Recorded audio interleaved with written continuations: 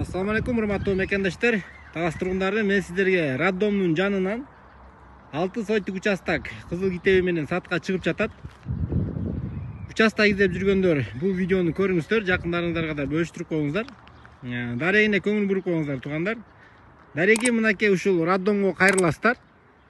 Кайрылганда эле биринчи көчө Мира көчөдөн кайра күн батышты көздөй бурулганда 300 метрден кийин оң тарапта ушул жерде бош участокты көрө аласыздар.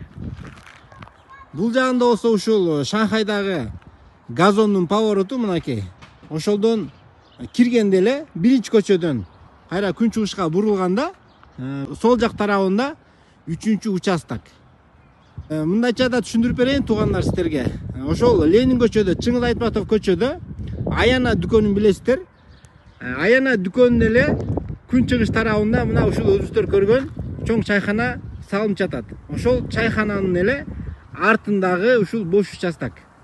Баасын 950 миң сурап жатат. Туугандар, эгер участок жакса өзүңүздөр чалып, содалашып көрөсүздөр.